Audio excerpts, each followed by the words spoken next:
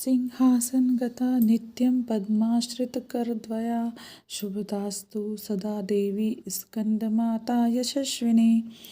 माँ दुर्गा जी के पांचवें स्वरूप को स्कंद माता के नाम से जाना जाता है।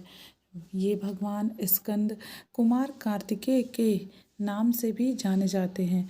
ये प्रसिद्ध देवासुर संग्राम में देवताओं के सेनापति बने थे।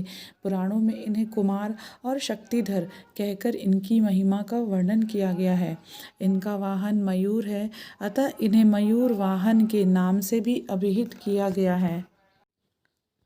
इन्हीं भगवान स्कंद की माता होने के कारण माँ दुर्गा जी के इस पांचवें स्वरूप को स्कंद माता के नाम से जाना जाता है। इनकी उपासना नवरात्रि पूजा के पांचवें दिन की जाती है। इस दिन साधक का मन विशुद्ध चक्र में अवस्थित होता है। इनके विग्रह में भगवान स्कंद जी बाल रूप में इनकी गोद में बैठे होते हैं। स्कंद मातृस्वरूपिणी देवी की 4 भुजाएं हैं।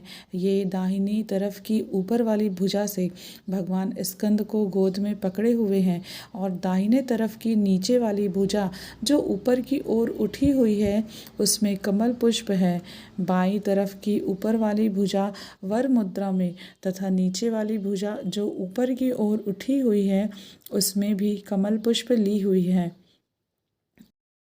इनका वर्ण पूर्णतः शुभ्र है। ये कमल के आसन पर विराजमान रहती है। इसी कारण से इन्हें पद्मासना देवी भी कहा जाता है। सिंह भी इनका वाहन है। नवरात्र पूजन के 5वें दिन का शास्त्रों में पुष्कल महत्व बताया गया है। इस चक्र में अवस्थित मन वाले साधक की समस्त बाह्य क्रियाओं एवं चित्त वृत्तियों का लोप हो जाता है। वह विशुद्ध चैतन्य स्वरूप की ओर अग्रसर हो रहा होता है। उसका मन समस्त लौकिक सांसारिक माइक बंधनों से विमुक्त होकर पद्मासना माँ स्कंद माता के स्वरूप में पूर्णतः तल्लीन होता है। इस समय साधक को पूर्ण सावधानी के साथ उपासना की ओर अग्रसर होना चाहिए। उसे अपनी समस्त ध्यान वृत्तियों को एकाग्र रखते हुए साधना के पथ पर आगे बढ़ना चाहिए। माँ स्कंद माता की उपासना से भक्त की समस्त इच्छाएं पूर्ण हो जाती हैं।